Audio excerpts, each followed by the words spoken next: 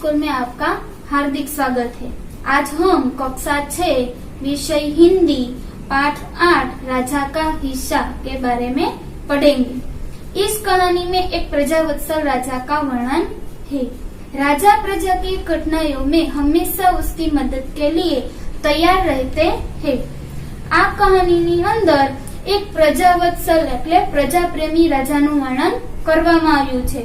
રાજા છે એ પ્રજાની મુશ્કેલીઓનો હંમેશા દૂર કરવા માટે મદદરૂપ થાય છે।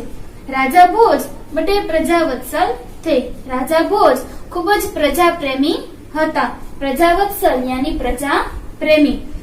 वे स्वयं राज्य में घूम घूम कर प्रजा की कठिनाइयों को देखा करते थे और उन्हें दूर किया करते थे।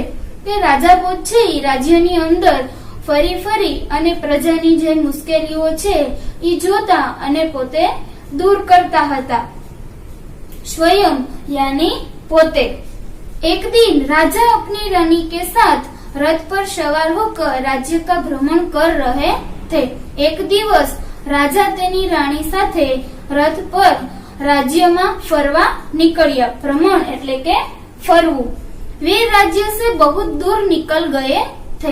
ते पोतानी राजधानी थी खूब ज दूर निकली गया हता। उन्होंने देखा कि एक खेत में एक किसान हल जोत रहा है। राजाए जोયું કે એક ખેતરની અંદર એક કિસાન ખેડૂત છે એ હળ ખેંચી રહ્યો છે, મગર उसके हल में एक ही बैल है, परंतु તેના હળની અંદર એક જ બળદ છે। दूसरे बैल के स्थान पर उसकी स्त्री हल खींच रही है કે બીજા બળદના સ્થાન ઉપર એક તેની પત્ની એટલે કે સ્ત્રી હળ ખેંચી રહી છે। राजा भोज ने रथ रोका और किसान के पास जाकर कहा। राजा भोजे रथ रोक्यो અને ખેડૂત પાસે જઈને કહ્યું, ભલે આદમી तुम यह क्या अत्याचार कर रहे हो? भला कई स्त्री को हल में जोता जाता है? ए भला माणस तू आ शू अत्याचार करी रह्यो छे? क्या हळमां स्त्रीने खेड़ी देवाय छे? अत्याचार यानी कि जुल्म। मेरा एक बैल मर गया है, दूसरा बैल खरीदने के लिए मेरे पास धन नहीं है। કે મારો એક બળદ છે ઈ મરી ગયો છે અને બીજો બળદ ખરીદવા માટે મારી પાસે પૈસા નથી। अगर खेत न जुता तो मैं खाऊंगा क्या? कहकर किसान पुनः अपने कार्य में लग गया। કે જો હું ખેતર ના ખેડું તો હું ખાવ શું? એવું કહી ખેડૂત છે એ ફરીથી પોતાના કાર્યમાં લાગી ગયો। જૂતા એટલે ખેડવું। उसे क्या पता था कि उससे बात करने वाला कौन है? તેને શું ખબર હતી કે તેની સાથે જે વાત કરી રહ્યા છે એ કોણ છે? રાજાને કહા, અરે ભાઈ જરા સુનો તો। રાજાએ કહ્યું, અરે ભાઈ જરા સાંભળ તો। जो कहना है मेरे साथ चलते चलते कहो, मेरा काम क्यों रोकते हो? किसान ने कहा, જે કઈ કેવું હોય એ તમારે મારી સાથે ચાલી ચાલીને क्यों? मारो काम શું કરવાને રોકો છો? राजा भोज उसके साथ साथ चलने लगे। अपने काम के प्रति किसान की लगन देखकर राजा भोज बहुत प्रभावित हुए। राजा भोज ખેડૂતની સાથે સાથે ચાલવા લાગ્યા। પોતાના કામ પ્રત્યે આટલો પ્રેમ જોઈ અને રાજા ભોજ છે એ ખૂબ જ ખુશ થયા। वह बोले, भले आदमी इस प्रकार तो तुम्हारी पत्नी थक जाएगी और थकावट की वजह से कोई दूसरा कार्य भी नहीं कर सकेगी। આવી રીતે તો તારી પત્ની થાકી જશે અને થાકી જવાને લીધે કોઈ બીજું કાર્ય પણ કરી શકશે નહીં। થકાવટ यानी થાકી જવું। કિસાન બોલા, તો फिर तुम ही बताओ मैं क्या करूं? ખેડૂત બોલ્યો, તો તમે જ બતાવો કે હું શું કરું?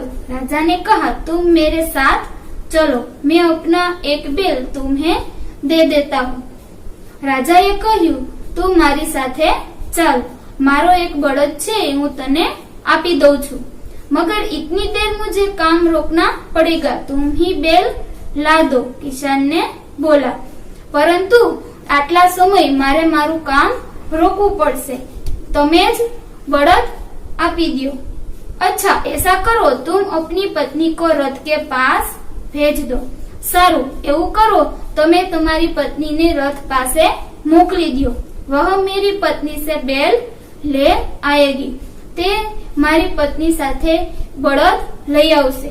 तब तक मैं तुम्हारे हल में जूतूंगा। राजा ने कहा, ત્યાં સુધી હું તમને હળમાં મદદ કરાવું। जूतूंगा यानी कि ખેડવું। किसान इस बात पर राजी हो गया। राजा भोज हल में जुट गए और किसान की पत्नी रथ के पास चली गई। ખેડૂત છે ઈ આ વાત પર ખૂબ જ ખુશ થઈ ગયો અને રાજા ભોજ હળ ખેંચવા લાગ્યો અને તેની પત્ની છે ઈ રથ પાસે ચાલી ગઈ। રાજી એટલે यानी के खुश। उससे रानी को सारी बात बता दी। तेने बधी बात रानी ने कई संभळावी। रानी पूरी बात सुनकर कहा, तुम्हारा बैल तो कमजोर होगा। રાણીએ બધી વાત સાંભળી અને કહ્યું કે તમારો બળદ છે એ ખૂબ જ કમજોર એટલે કે શક્તિ વગરનો હશે।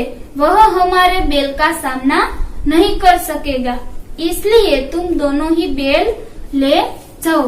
કે તમારો બળદ છે એ અમારા બળદનો સામનો કરી શકશે નહીં, એટલા માટે તમે બંને બળદ લઈ જાઓ। કિસાન की पत्नी दोनों बैल लेकर खेत पर पहुंची।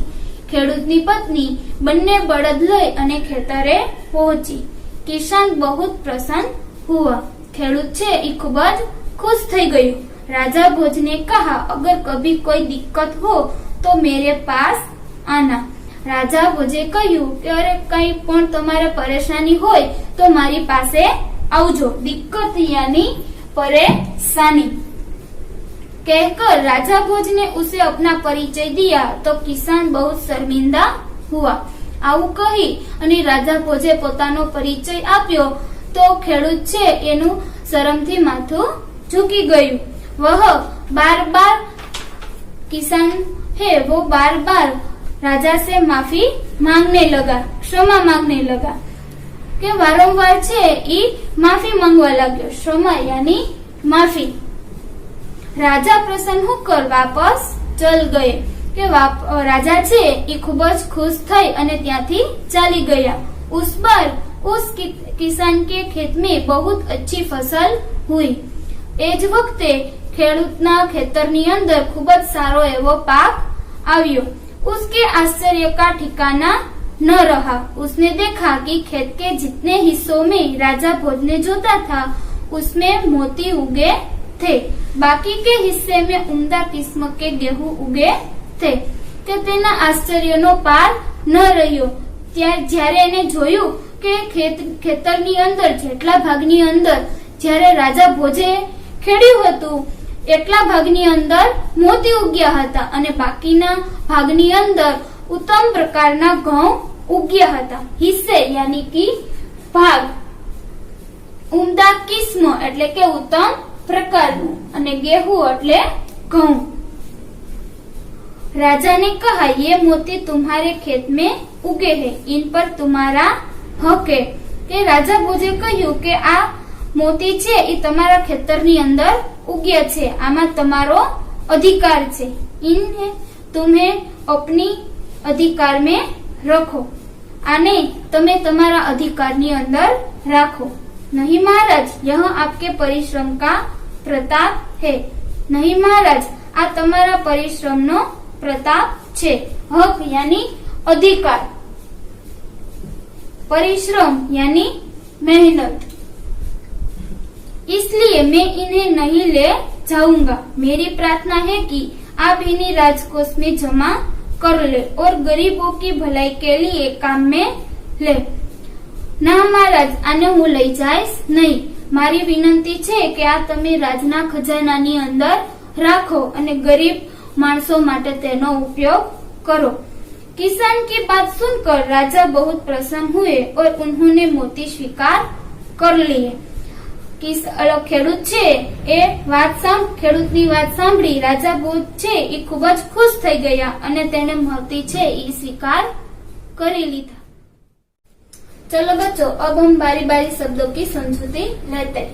પ્રજાવત્સલ યાની પ્રજા પ્રેમી, સ્વયં એટલે પોતે, ભ્રમણ એટલે કે ફરવું, અત્યાચાર એટલે કે જુલ્મ, પુનઃ એટલે કે ફરીથી, થકાવટ યાની થાકી જવું, જુતુંગા એટલે કે ખેડવું, રાજી એટલે ખુશ, દિક્કત એટલે કે પરેશાની, શ્રમા એટલે કે માફી, ફસલ એટલે કે પાક, હિસ્સે એટલે કે ભાગ, ઉમદા કિસ્મ એટલે કે ઉત્તમ પ્રકારનું, ગેહું એટલે ઘઉં, ઇકઠ્ઠે એટલે કે ભેગા કરવું, કિસ્સા એટલે કહાની, હક એટલે अधिकार અને परिश्रम એટલે मेहनत।